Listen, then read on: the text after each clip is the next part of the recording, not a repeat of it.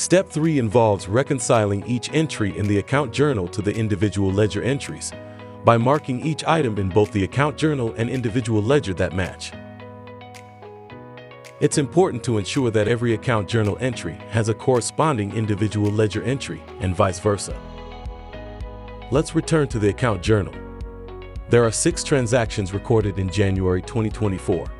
Let's explore each transaction before we match each entry to its corresponding individual ledger.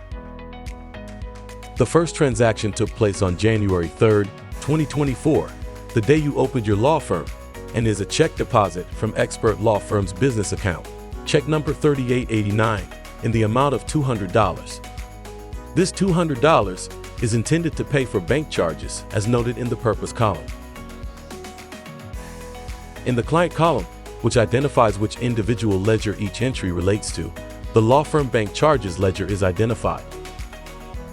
On this same day, January 3rd, 2024, there is a second transaction, which is a disbursement to Friendly Bank by electronic payment from the trust account for $25 to pay for blank checks for our new account.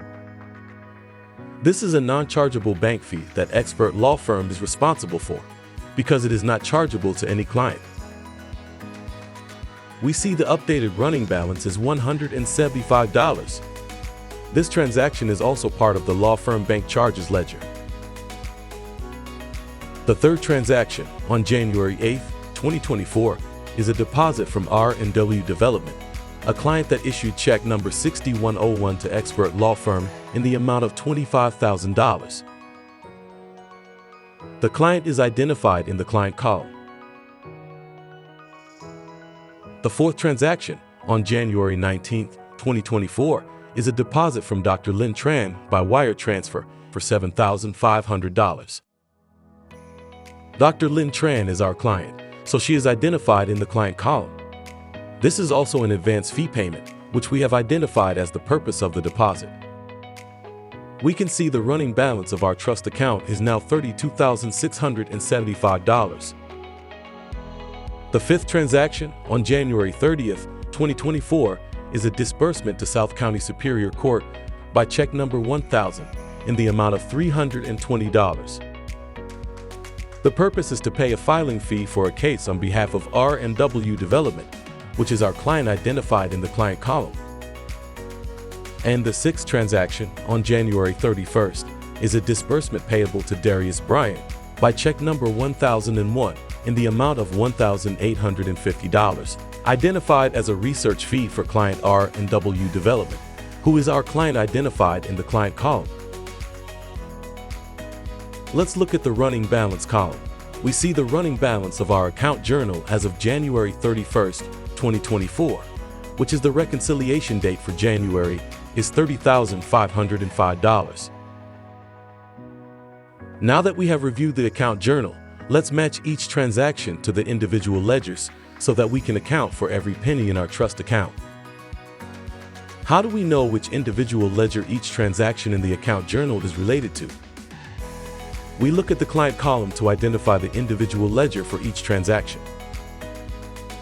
We see the first two transactions are related to bank charges, which are not chargeable to any client.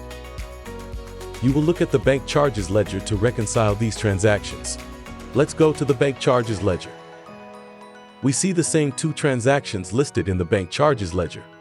The initial $200 deposit from Expert Law Firm and the same day $25 disbursement to Friendly Bank to order checks. Since you can match both transactions to the account journal, go to the end of each row in the bank charges ledger and mark each transaction as reconciled to account journal. Then, return to the account journal and mark both transactions as reconciled to ledger. The next transaction in the account journal is related to R&W Development.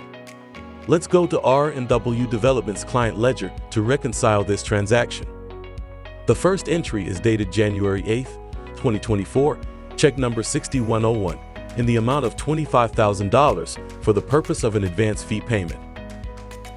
Since we can match this entry to our account journal, mark Reconcile to Account Journal in the ledger. Then, return to the account journal and mark the same transaction as Reconciled to Ledger. From here, You'll continue this process of reconciling each transaction in the account journal until you've reconciled all 6 transactions to a corresponding entry in an individual ledger to which each transaction relates. Every entry in the account journal must have a corresponding entry in one of the individual ledgers, and every entry in the individual ledgers must have a corresponding entry in the account journal. If you find an entry in either the account journal or one of the individual ledgers without a corresponding entry, you must correct the error before moving on. We will discuss how to correct this error later in the course.